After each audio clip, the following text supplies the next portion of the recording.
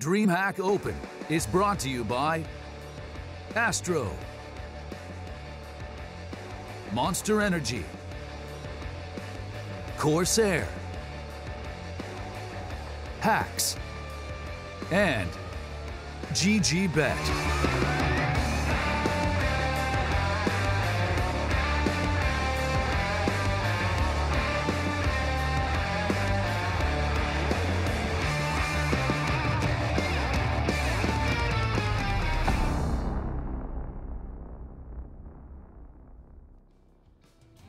The Olympic Stadium is a multi-purpose stadium in Canada located at Olympic Park. And did you know that the Expos played their 59 home games at the Olympic Stadium in their final 2 seasons of play in 2003 and 2004, in which they then moved south to Washington, D.C. and would become the Washington Nationals. But of course, we're not here for baseball. We're here for Counter-Strike, and that is globally offensive, might I add. My name is Trey Saranthus. Alongside is some big brains over here to my left. We're going to be trying to wrap our head around some of what this game entails that is coming up, that is Imperial and AGO. Tommy, Dust, not a real barn burner of a first match. In fact, it was so easy for Ince that they made it as quick as possible. But going into this match, really thoughtful of them. Yeah, it was really thoughtful. I, for one, appreciate you. I don't know how you'd say thanks and finish, but... Kiitos. Okay. See, exactly what he said. Nailed it. Locked it down. Let's talk a little bit about our next match. We do have Imperial versus AGO. Dust, run me through some of what we should expect. A very scrappy game. Both these teams are going through changes right now, and both of them to begin with already had very loose, scrappy kind of styles and those types of players. AGO may be a little bit more coordinated, but they lost a really big piece in losing Snatchy over to Virtus Pro, and then Imperial just made 2 roster changes, losing their in-game leader and one of their main support players, losing Crystal and Tinsky, bringing in a couple of kind of fresher faces. And so with all of the commotion going on, I expect this game to be a real sloppy one. A real sloppy one indeed. Do like it nice and sloppy and real. With that gravy and cheese? Yeah, of course we're talking about... That's exactly. Poutine, of course. From dinner last night, yeah. But I guess within these 2 lineups, it's kind of hard to say, okay, these are 2 teams that are vying for the top spot in either of their regions, but potentially a little bit easier for an AGO. Yeah, and I mean, to be fair, Imperial doesn't really have a reason, right? It's like, if you think about FaZe is like the international super team, Mouse is the 2nd level, then Imperial is sort of somewhere here. To be fair, I think Esperanto is a really good player. He's, I think DreamHack Summer was the tournament that he won the MVP for, played super well. Haven't heard the greatest things about his attitude, things of that nature, but the skill is there. So something to develop. We'll see how it works with their new changes, though. And I think AGO in particular, without Snatchy, that's going to be a rough adjustment. It's a rough one. And actually, having talked to the Heroic guys beforehand, they kind of echoed the same sentiment. In fact, said the same exact thing. But one thing that we haven't said yet are the 3 reasons why by Hacks GG. Go ahead, Dust Moret. Yeah, so I was talking about why it was going to be a scrappy game. I guess I'll give you some reasons why that's going to be the case. We'll start off with AGO's recent form and losing Snatchy, which are kind of in tandem. AGO has actually been pretty much a dumpster fire outside of that Starlighter Season 5 event. They did really well at that event. They beat NIP and Mousesports in best of 3s. They made it to the top 8. But they've not qualified for really any other event since then. They've went out in groups to last 2 DreamHack Open events they've attended in Valencia and Summer. And so there's really just not a whole lot going for this team outside of that one big event at Starlighter. Then losing your key player, Snatchy, is going to make you take an even bigger hit. So I think that they're in a lot of trouble coming into this series, which is why it's going to promote a scrappy game. Then we'll move on to the next point, which is about Imperial making a lot of roster moves. They're now a majority Lithuanian team, funny enough, with 3 players from Lithuania now. But obviously, they've lost their in-game leader. They've lost support players, so you got to wonder what the leadership structure is going to be like going forward. And anytime you make a change that includes 2 players, that's a drastic change to your lineup and how things are going to work. So that's obviously going to make things a little bit scrappy. And then finally, we'll talk about the head-to-head results. It's very even between these 2 teams. Both teams have knocked each other out of a DreamHack Open qualifier, and both teams have taken a map off of each other at LAN in a best-of-1 situation. I think it's 4-4 right now head-to-head this year between these 2 teams. Always on Mirage, actually, funny enough, so maybe we'll get to see that again. But those are your reasons why this should be a scrappy game. Thank you very much. Yes, brought to you, of course, by Hacks GG. Now, you want to talk about a scrappy game, and you want to say words like Mirage. Well, perhaps we take a look at the Betos and jump right into this bad boy. This is a best-of-1 for their opening match, and you want to win once here, and then again later on, and then you have a pretty smooth day after, I think. Where do we think this one's going to land in terms of veto, guys?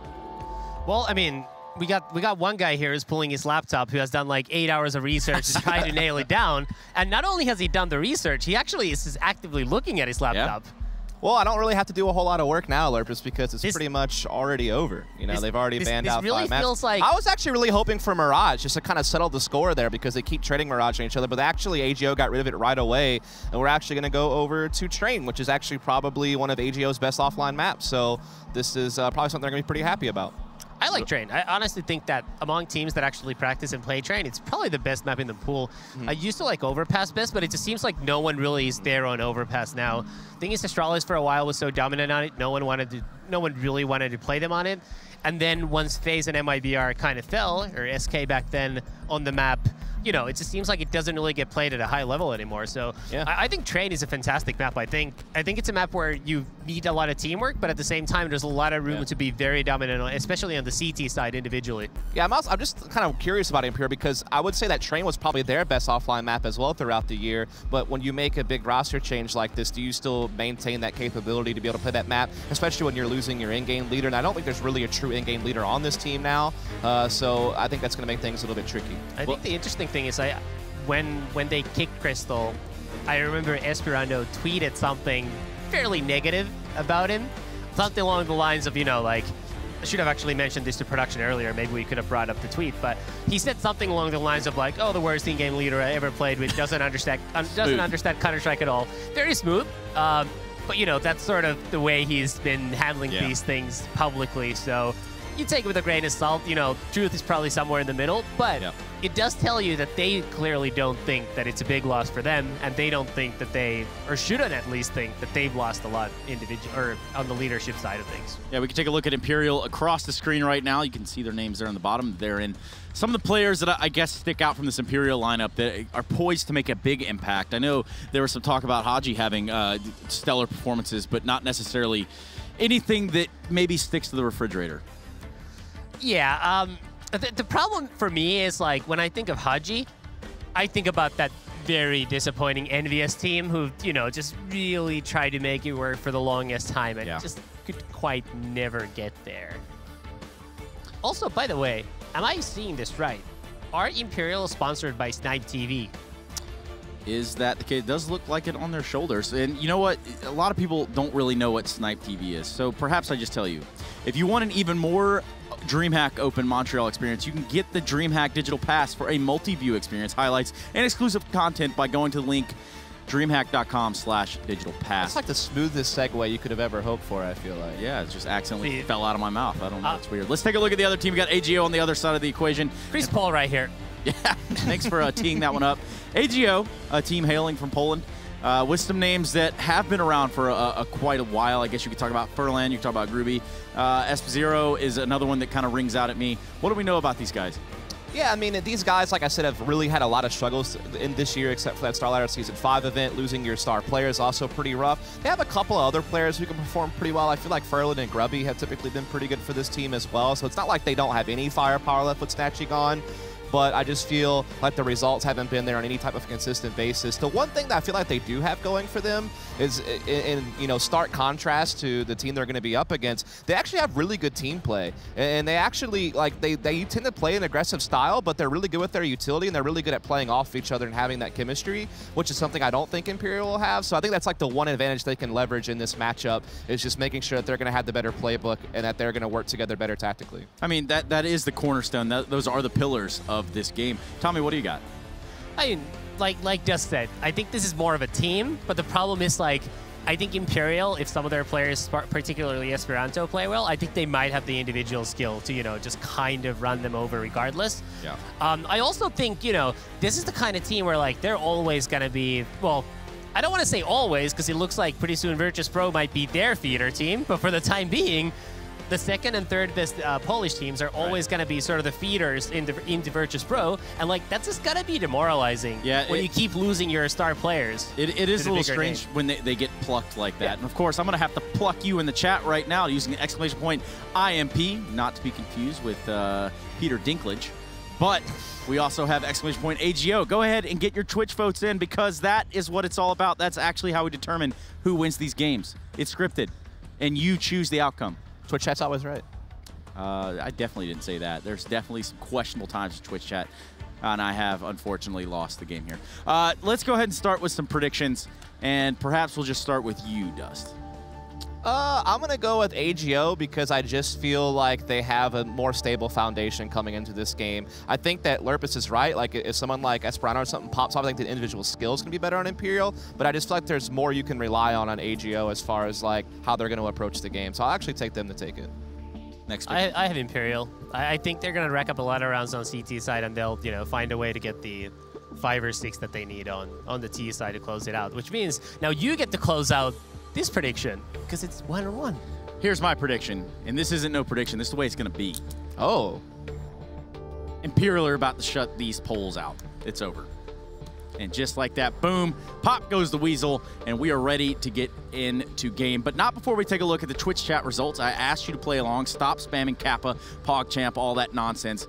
And it would look like they have deferred. What do you guys think about this result? Well, I think it's conclusively proven that this is not scripted, and Twitch chat does not. They just trust the more informed results. analysts, you know? Like, what can I say? What can you say, Dust? I just said it. That was it. Let's just get into the game. Enough of our nonsense, enough of our flabbering. We do have 2 gentlemen that are really good at flabbering, and that's going to be Risk and Harry. Guys, you ready to bring us this action? Harry. I like to say I was born ready. Yeah, and I was born about 3 years ago. So, yeah, you excited for this one, Risk? Yeah. Obviously happy to have my son here, of course. Like, brought him from kindergarten to the tournament, so it's nice to have him here. How do you want to reply to that one, Trace? Not real entirely sure what planet or wavelength you guys are on over there. You know what, Tommy, I'm going to have to ask you this right away. Looking at these 2 gentlemen, who would you say is the more alpha male in the group? That's a tough question. I'm personally starting with Harry because he has the jeans jacket on. I mean, we are in Canada, so it does make sense. It's like a Canadian tuxedo, almost. Either way, we're going to be jumping into the game. Enough of us and more of you guys.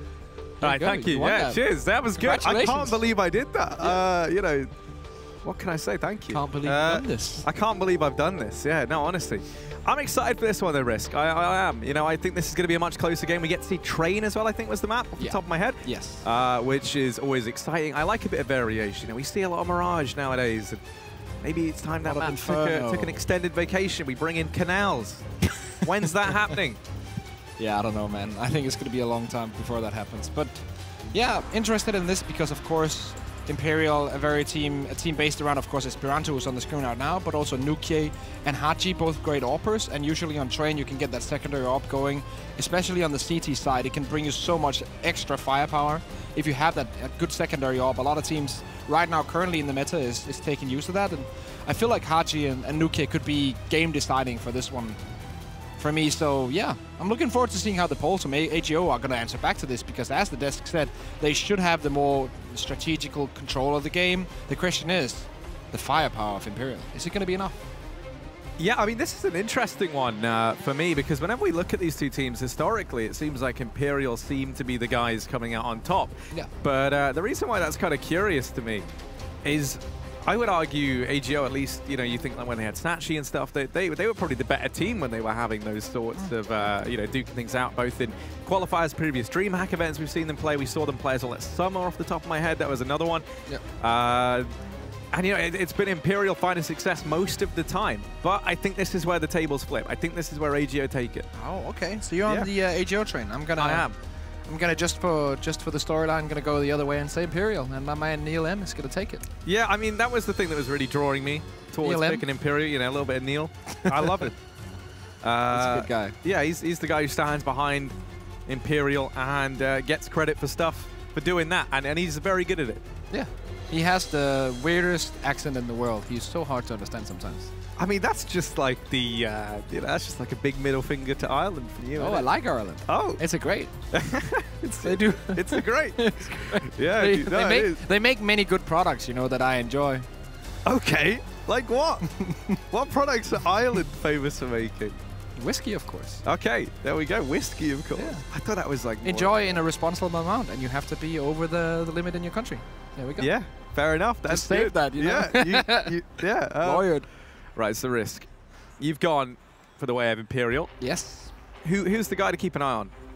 Definitely Esperanto. He is the X factor of that team. If he steps up, he can almost carry the entire team on his back. He is that good when he feels the groove. And that's the question. Can they set him up and get him into a state where he can pull out that role? And that's the question, because sometimes that doesn't happen. He's still a young player. He still has a lot to deal with mentally and just coming into games and getting prepared and set up to go into that groove. But if he can get there, then I don't think it's a question. I think Imperial is just going to take it. He can also play a triple AWP if they wanted. He could be that third AWP in that setup. So there's so many good things that he can bring to the table, but it all comes down to the fact if he feels the game. And he's still a young player, so that is a big part of it. So if I'm looking at this AGO roster, or AGO, I'm... see, like, okay, so I do kind of think on the desk they were speaking, of course, with the departure of Snatchy. Their team has been that feeder team to Virtus Pro, which has been a little bit scary. But you know, right now I think that we have a few players in the server like Sparrow, PHR, Groovy. These are all guys who I think could be stepping up in spades. But you know what? We're going to go ahead and throw this one over a break. We have a couple of issues that we're going to be working overtime to fix, and then we will be back with game number 2.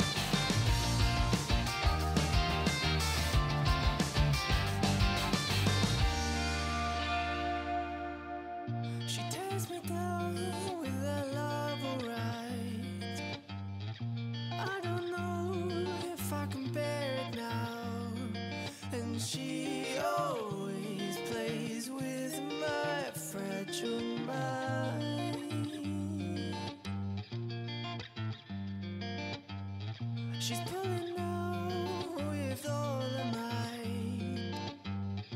I don't know if I can bear it now, but I'm not going to move away from there. No, I'm not going anywhere. She's got that thing that I love.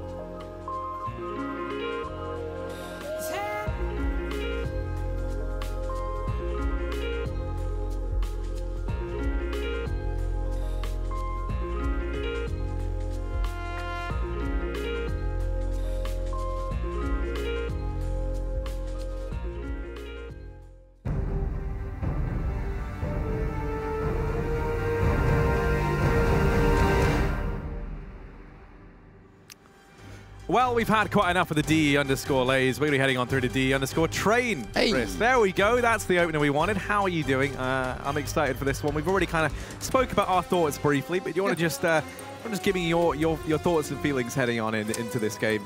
I like just trains. to recap. Aaron. I just like trains too. You know? Like big fan of the SDF movie from like 10 years ago. exactly. Yeah, Reference love game it. on point. I like the map as well. It's one of my favorite maps to play. It's one of my favorite maps to watch because, as the desk said as well a few minutes back, it takes a lot of teamwork. It takes a lot of strategy to kind of open up these bomb sites. And it's going to be interesting to see who comes out on top. We are going live into the game. We most certainly are. And here we go, Imperial. They're going to be charging in and over here towards this B bomb site where Toa is going to be tested. He's holding close, and there's going to be plenty of players coming his way. It does certainly like they're set up for the B play. They have 2 smokes, so there is still the potential for them to head back towards A, but you imagine they're going to throw one of these close, and you can look to save one or use one if you want to try and go aggressive. You can play the late smoke in a connector, and that does look to be the case, so here we go. This is going to make it a little bit easier for these guys to get across, but PHR Fur up in a fantastic spot to peek on over the top of these smokes, and he's just going to be tearing Imperial limb from limb. That bomb yet to go down, and it's a long way away. Now they look to try and turn their attention to picking it up. Esperanto manages a quick double, still has 2 more players yet to find, and they're going to start to pressure him a little bit now. Under the collar and feeling the pressure. That bomb still out in the open, going to cause him so many problems. But you highlighted this man, and as does so many others, as the guy to watch. Now he's got to try and live up to that mantra more than ever. The double peak comes on in, and somehow he's still alive. He's a tricky beast, is Esperanto. They can't quite flush him out. And he's just playing with his food, but finally PHR going to put the nail in the coffin. And that will be fist bumps all around. Yeah, and this pistol round pretty much shows you an image of how the rest of this game is going to go. So the CT side of Ego are going to be in good positions. They're going to know how to dodge the simple smokes that Esperanto and the boys are going to throw at them. And then they're going to be able to take like a couple of opening duels and win those because of their good rotations, the way that they play the positions nicely, both on T and CT side. But then a guy like Esperanto comes in, and this could also be Nuki, this could also be Haji or Nexa or even Pound, the new guy. But someone's going to come in and deliver like an X-Factor performance and turn the whole thing around. And then it comes down to like the last 1v2, 1v1. So that's a good image of how this game is going to play out. I feel like Esperanto already now taking good damage. Down to 31. Desert Eagle in hand still. Armor on him. Nuki is saving for the AWP. So this shows us that the first bar round is probably just going to be the one AWP on Nuki. Haji's not going to be allowed. And that's, I think, one of the more interesting things about Imperial, how they dish out those AWPs. Who gets it first? All that stuff.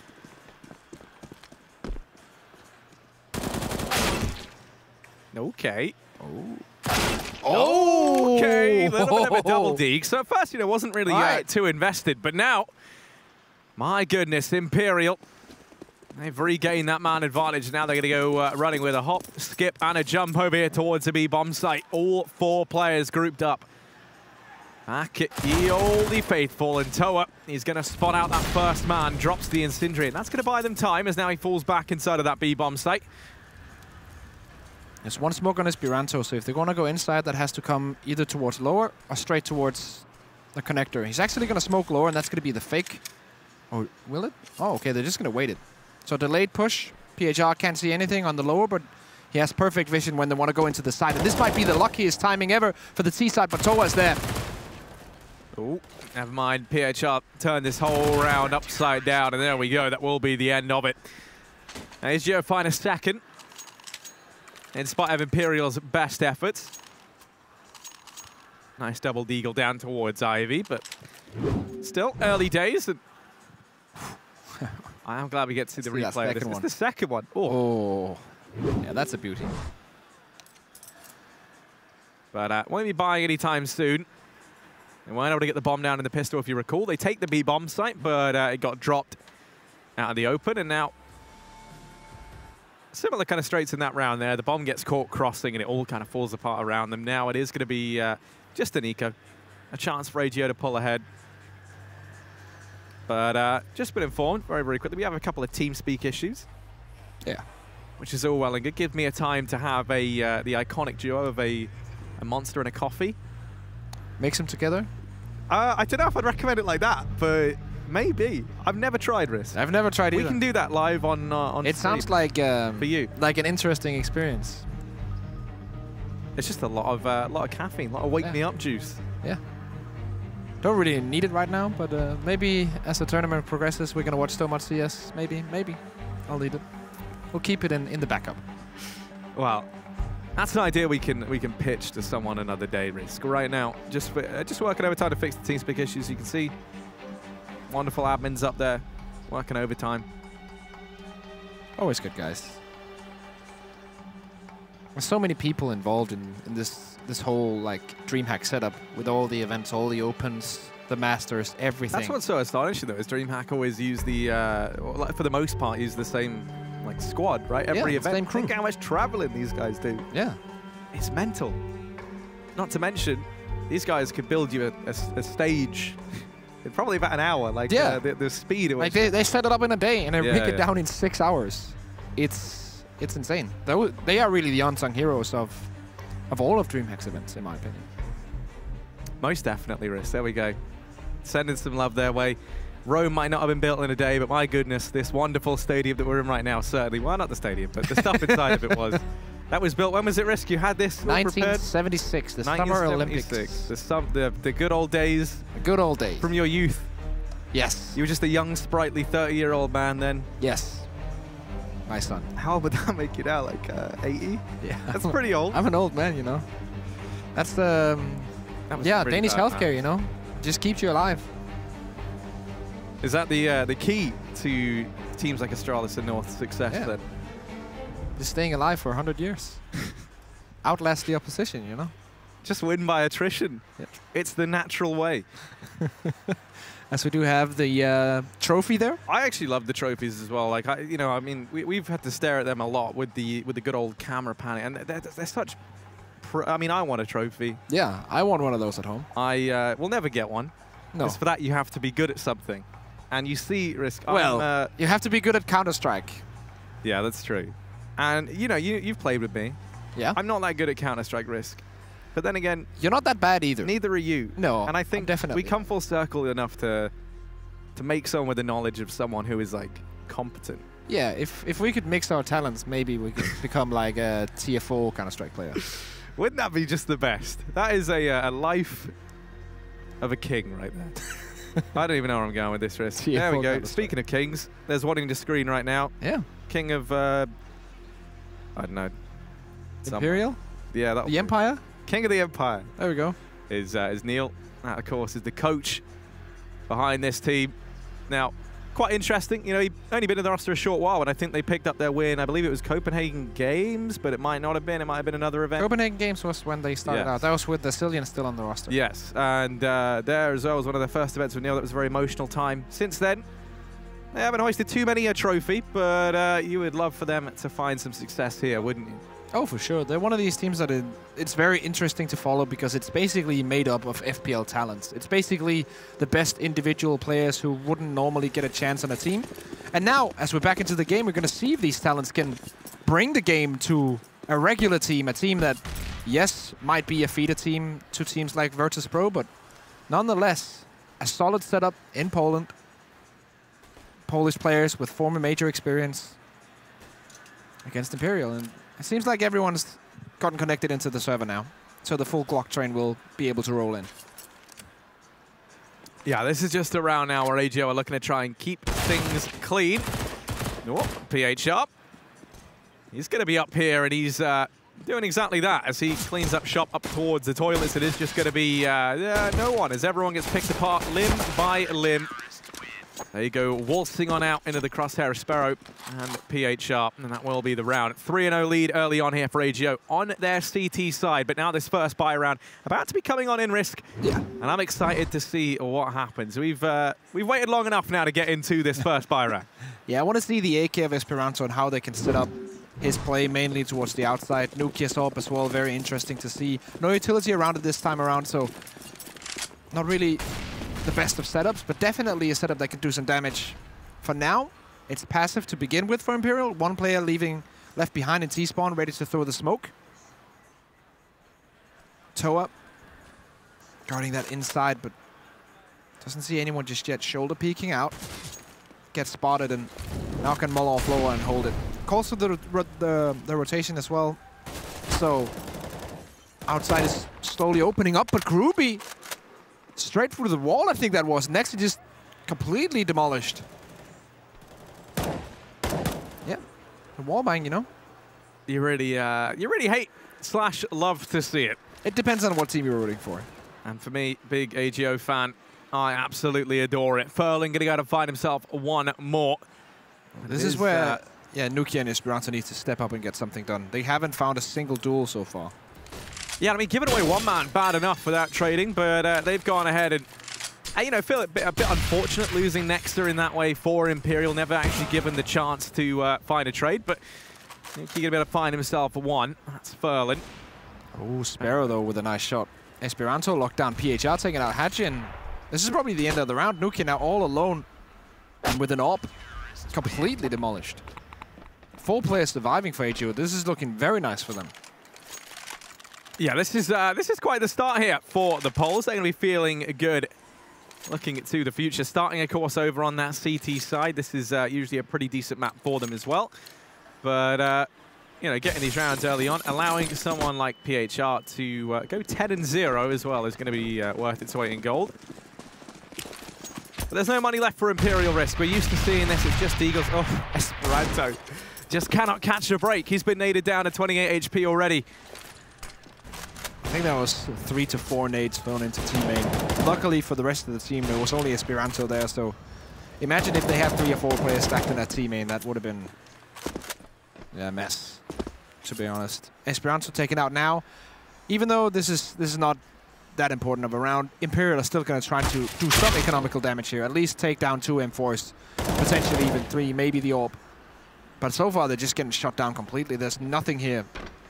There's no cracks. AGO are just on point.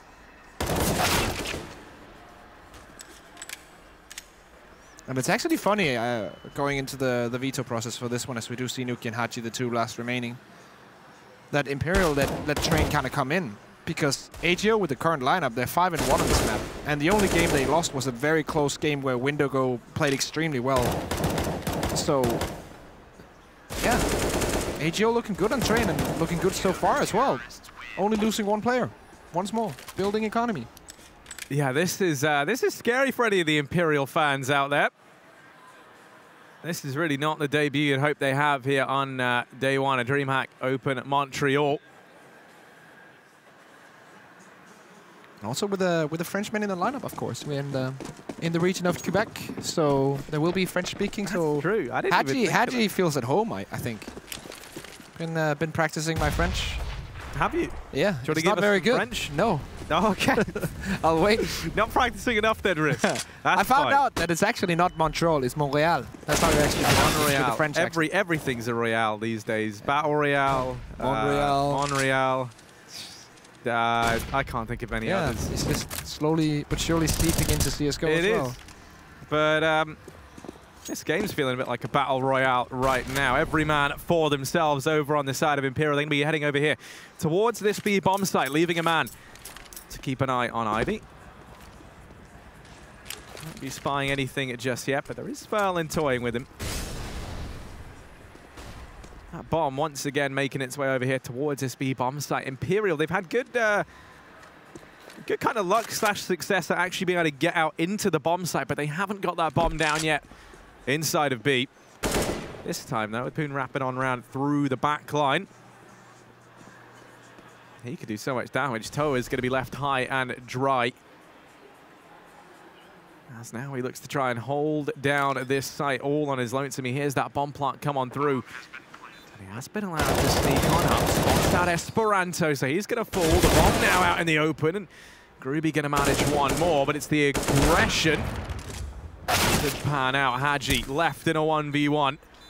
Once a hot prospect, and kind of went cold around the time that he joined Team Envious, but he holds his own there. Oh, don't leave. Oh, there we go. That wasn't even awkward. Not at all. Neil, no one noticed. It's fine. Haji actually wanted to go for the weapon pickup there. I think that's why he didn't go straight for the fist bump. It would have been fine if they didn't miss. Yeah. You miss 100% of the fists, you don't bump. That's the statistic we need. Also what we want, but definitely what we need. Nuki needs an op. He's gotten one once more. Decent utility behind him on the T side. CT still money in the bank. Sparrow's on his as well. For kids, looking very nice. Trying to go for the wall bang here, Nuki, but doesn't find anything. Talking about this map as well for Imperial. With this current lineup, this iteration, played 3 games on it. Had a big win over Space Soldiers on it, 16-6, but also lost to Fraxters on it, the same scoreline. So not exactly showing a lot of consistency on Train so far, which is why I kind of wondered why you would pick into... I'm actually not sure who had the last ban/pick in this process, but if it was Imperial, I'm a bit weirded out by that, or at least leaving it in the pool, because you know Ego are going to pick it. They are very good on Train. Yeah, I mean, they feel almost at home here, so it's certainly not going to be an easy fight for Imperial, but it's not impossible either. We know that they have the talent to do it. They'll be aggressing on out from this Ivy position. Sparrow homing in his sights. Players go walking in his crosshair, and there's the first foul. No trade just yet. And now the play out from Main going to start to get decimated as well. Sparrow throwing down the gauntlet. Nexa wrapping round from behind, going to get dropped by Furlan. Now it's Nuki left in a 1 versus 3. Orp in hand, they're going to miss that flick. Oh, okay.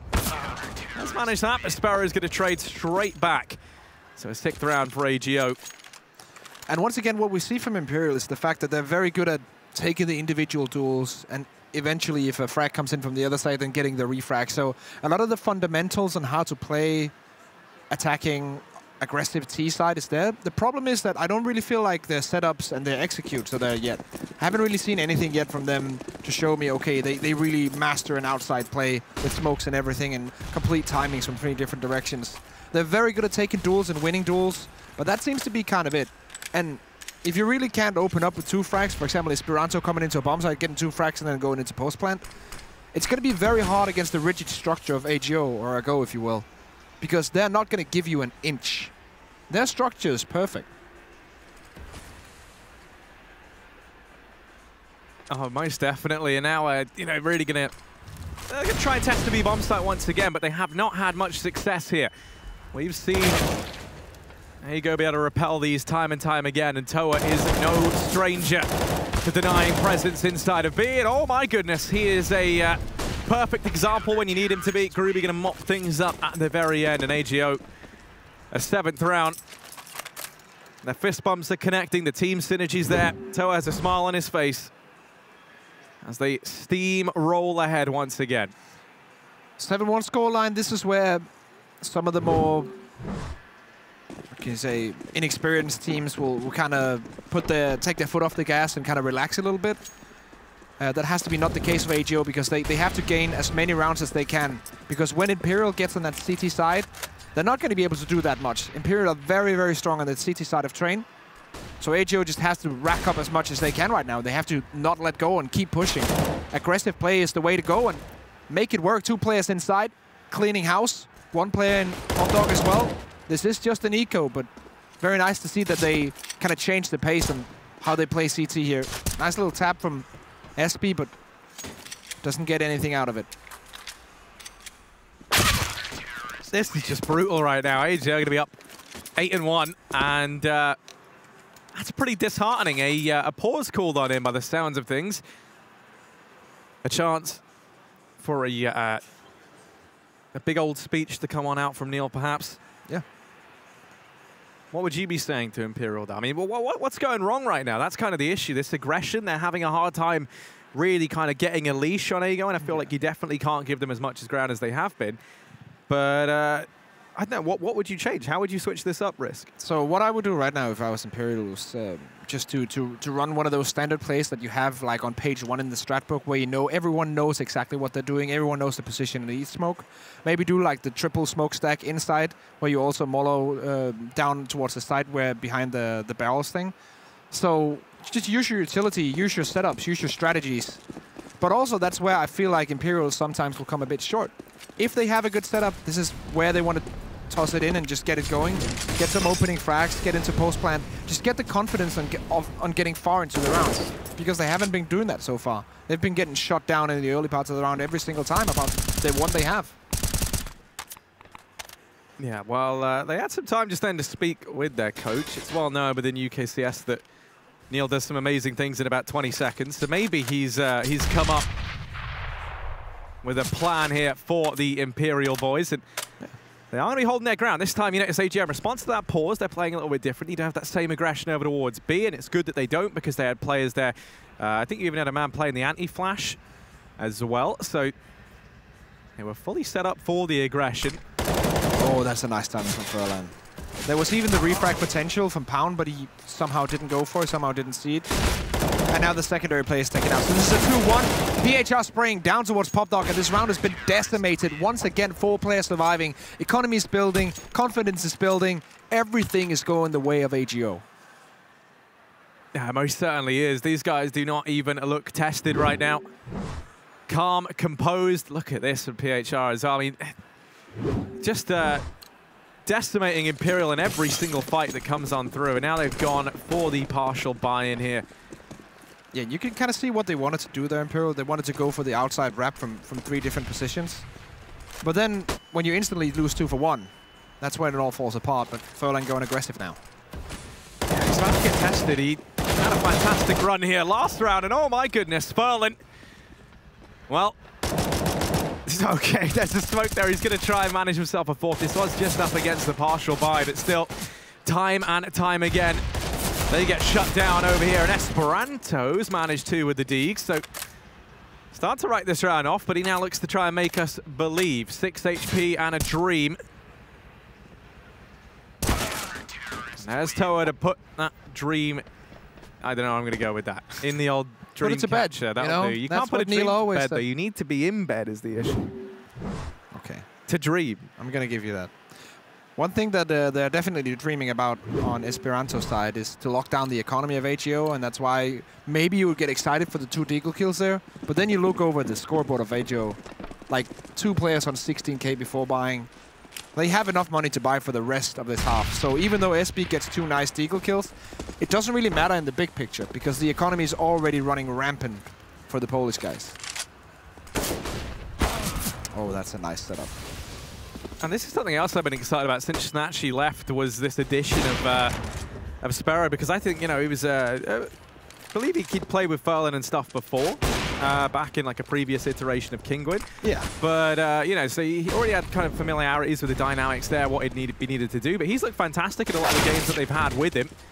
For him, it's kind of now about proving himself as being an X factor for some of these teams. Regardless, this round's well and truly underway, and already players have fallen for Imperial, and I think he's going to try through the smoke. He's found Sparrow. He had no idea he was there, but that's far more than he bargained for. Is now into a 1v2. Has an enemy in front of him and one behind him. Yep, sees one of them, but will be taken out by the flank. No worries there.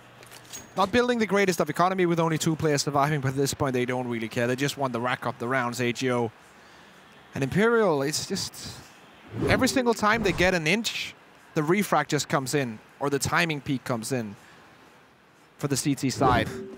And Nuki, yes, he can do stuff like that, and SB gets stuff done all the time, but it doesn't matter. I think he actually missed what would have been the team kill, and accidentally killed the guy through the smoke. But hey, if it works, it's not dumb.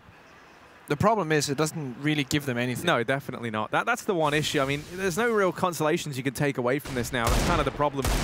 Even if you find all 5 kills, like, you know, it's a nice sentiment. And actually, maybe with Groovy and PHR being brought down a little bit lower, it would play into stuff.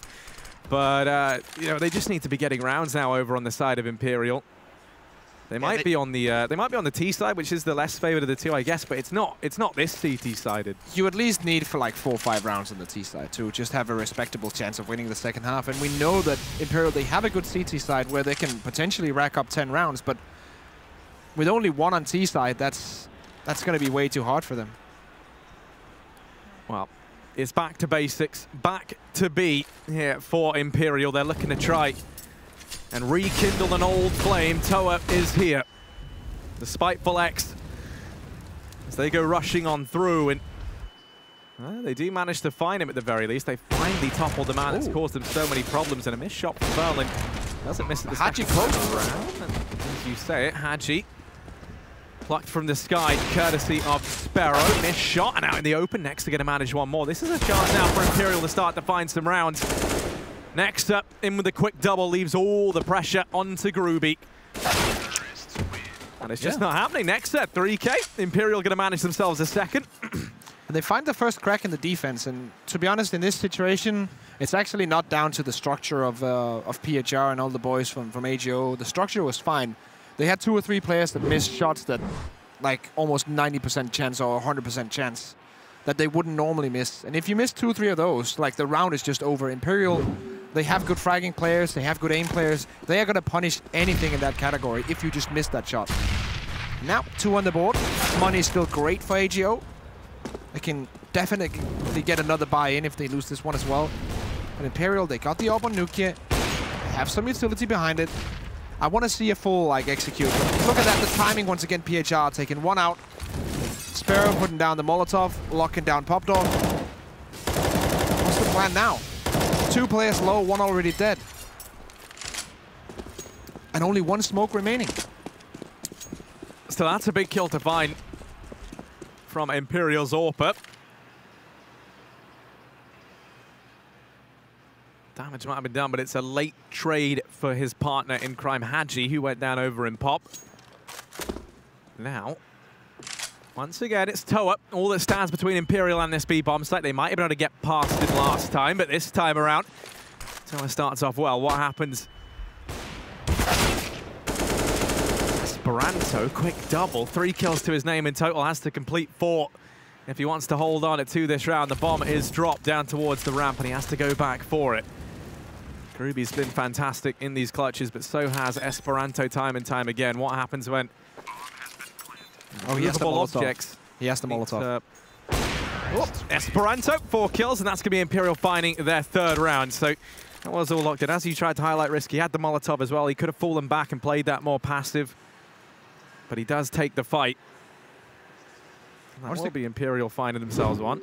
Yeah, he wants to clear that angle because that's basically the only place that the CT can win the round. That is if he holds that lower angle and Esperanto doesn't spot it directly. And very nicely read by SB. He has a really good game sense in those, like, in 1v1 situations, very close to the wallbang there.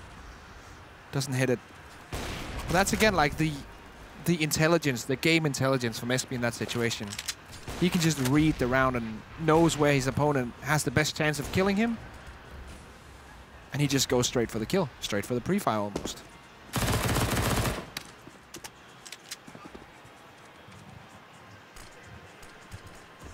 Well, for AGO, at one point in time, this was 11-1 in their favor. Imperial close to finding 4 potentially, and at which point it's not that bad a half. Definitely one that they could look to recover from. Oh, for sure. If they get 4 on the pistol, then this game is completely open again. But they have to find round number 4 and the pistol. Ooh. PHR. Yeah, doesn't want to go back and play that game of whack-a-mole with next up. He's going to give up that ground early on, at least hold on to Pop. Now at the bottom, he only has the MP9.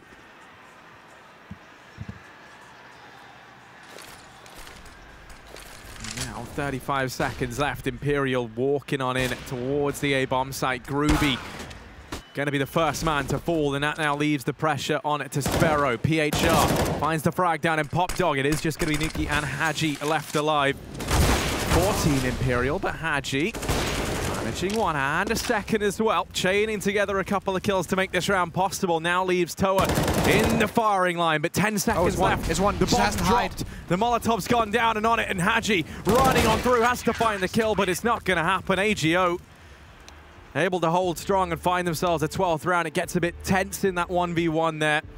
Or 1v2 rather. Yeah. Well played from Toa as he holds his own once more. And once again, like, that round came down to the 1v2 because of individually missed shot from AGO. And it's gonna happen throughout the game. You can't play perfect. Most teams can't play perfect.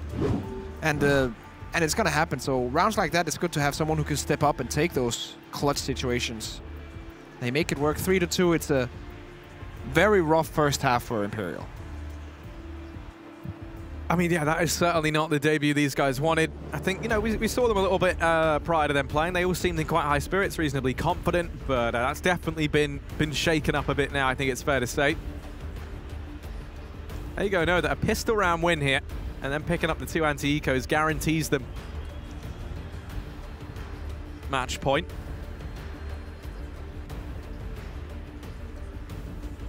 Here we go. Second half coming in. Who's going to take further advancement in the tournament? Who's going to be dropped to the lower pot? We're going to wait and see here on Train. Yeah, here we go. And AGO going to head over here towards... I was going to say the A-bomb, but no, it's all going to be a ruse. Sparrow keeping his eye on the aggression here outside of B, but Nexa instead playing it deep, playing it passive. They have the Molotov as well for Toa, and every single time I see this strat, smoke lower, having that Molotov player who can be up towards upper. Hadji has to save his smoke for the eventual defuse. If he pops that and the bomb gets planted, the round is over. Well, let's wait and see. Groovy. Oh, that was Hadji down. Oh yeah, it's actually the smoke drop, and it's rolling right towards Groovy. Groovy's retrieved it.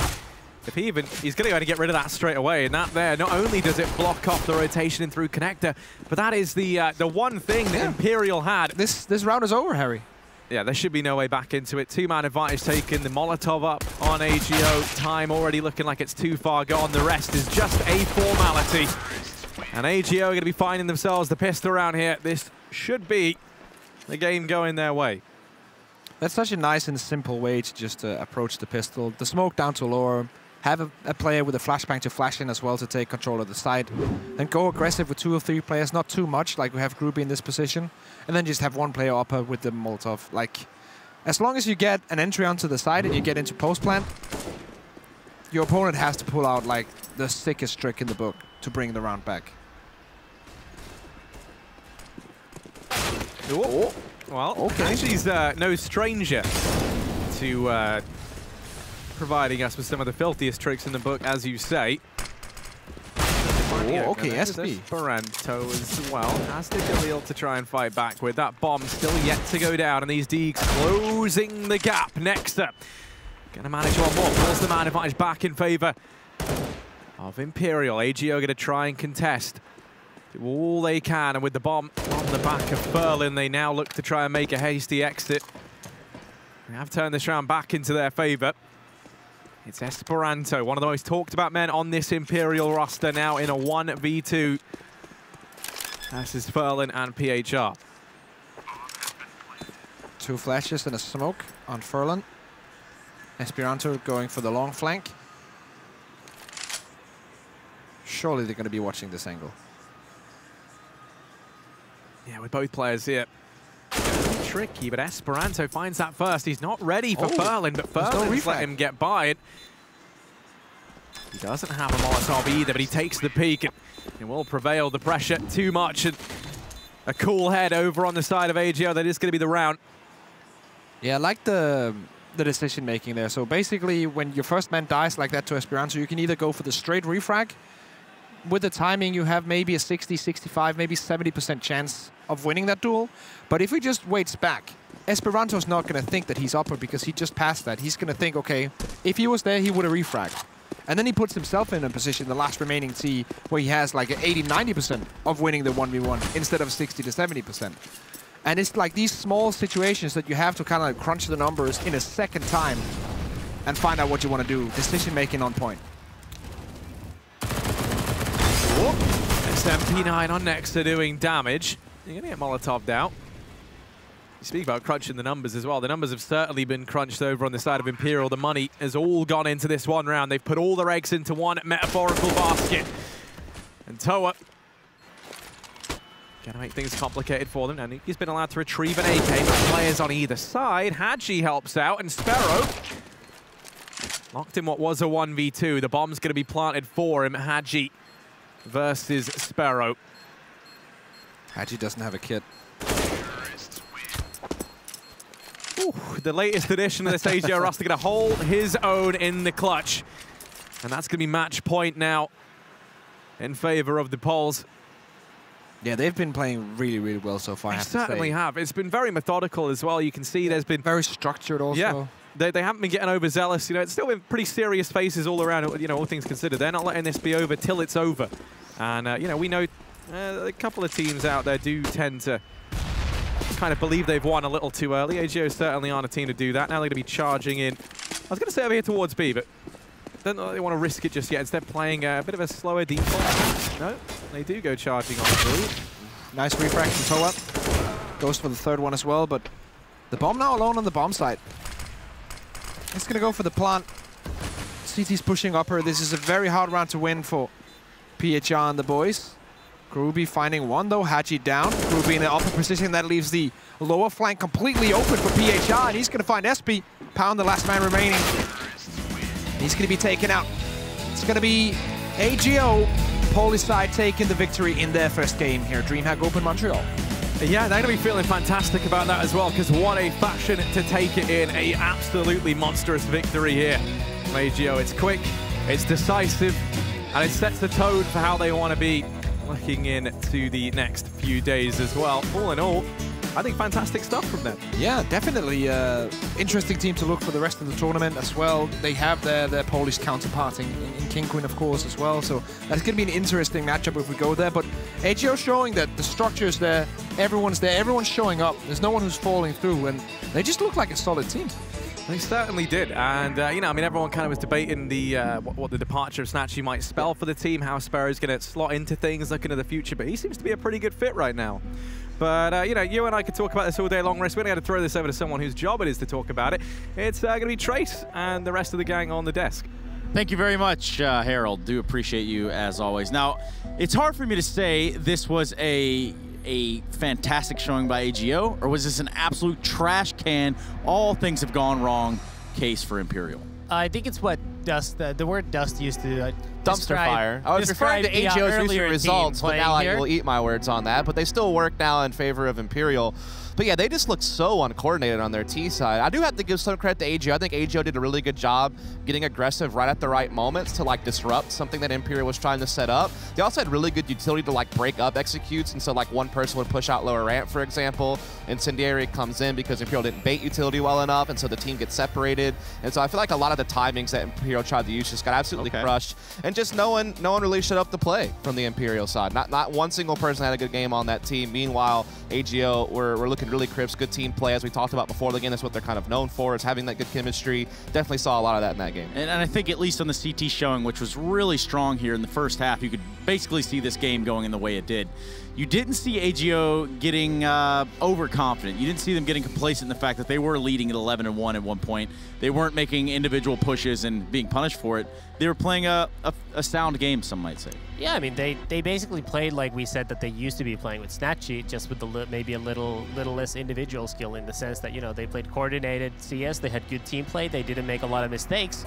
And fortunately for them, Imperial didn't really do anything. Didn't really do anything great, which is fun. Like, for you, if you're just not making mistakes and the other team is not playing well, then you're beating them very easily, which is the case here. If Imperial had started playing well, that would have at least, you know, forced AGO to adapt, maybe make some mistakes, but this just wound up being an easy victory for them. Well, it was an easy victory indeed. Tueo is standing by from AGO. That's a whole lot of O's, my friend.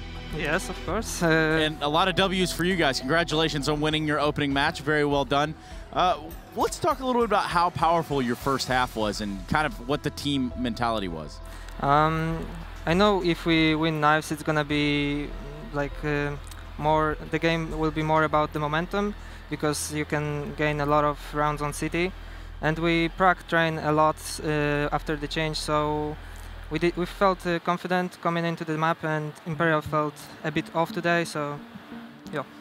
How do you feel your team has changed since losing Snatchy? Obviously, you know, you have to move some things around. You got to change the way you play a little bit. How is that going, and how do you think your style is changing?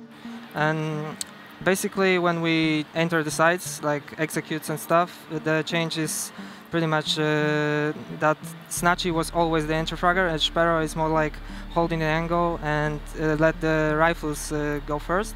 So that's the big change for us. And of course, Sparrow is a very good upper as well. So we can rely on his picks, rely on the early findings, and yeah.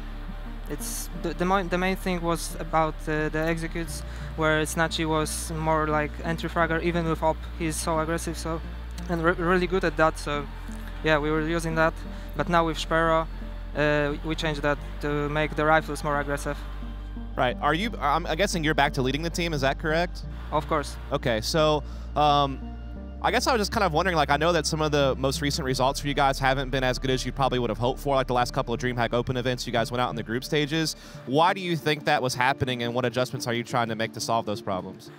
I mean, I don't really know why on DreamHack we can't leave the group. It's pretty funny because on every other event we actually leave the group. Even on Star Ladder, we went 3-0 in Swiss System with much better opponents. I don't know. It's really hard to say because the opponents are most of the time very even, the teams. So I don't know. Maybe a bit of luck, maybe some stressful because always come down to the third map, and always come down to the clutch rounds. And I don't know. After the change of the player, we're gonna see if we can make something happen on DreamHack. Tommy, anything else? You guys have anything else for the man here who so convincingly and easily put away Imperial? No, just a congrats. I'm glad that you guys had a good opening game in a DreamHack Open for once, and I hope that it continues for you, man. Good work. Thank you. Outstanding. See you later, bro. Wow. So not a whole lot that we can really conclude from that matchup. There's a lack of better words for what there is to say about that overall, but any sort of key takeaways as we move on into the next matchup? Well, I mean, I think AGO still looks pretty good. Like Dust said, they had those couple of exits, but they've shown potential. Imperial, I think, have been worse than AGO overall this year, and they've been heavily relying on Esperanto. It didn't have a particularly great game, and you know that's what you get. I think their big problem is I don't think there's like any real leadership about that. I think a Nexus calling for them now is kind of what I could assume from seeing that he was sitting in the center position on stage. He did it very briefly on Renegades, but gave it up almost immediately after joining the team because he wasn't prepared to do that type of thing. And he has actually been one of their most consistent players outside of Esperanto on most of their events. So if he's going to have to take a backseat to lead, I think that's really going to do some real harm to this team going forward, is trying to sort that out. One thing you should sort out right now is pulling out your mobile device, heading over to the Apple Store or Google Play Store and downloading the Strafe Esports app. It's simply everything esports. You can follow along with your favorite teams and tournaments, as well as this DreamHack Open. And in addition to that, we do have one more matchup coming your way rather shortly. It's going to be Kingwin versus Red Reserve. Can Taz put some hurting on the Red Reserve? Only time will tell. But I'm pretty sure Disco Doplin's going to have something to say about that. We're going to go to a quick break. When we come back, we're going to jump in our next BO1.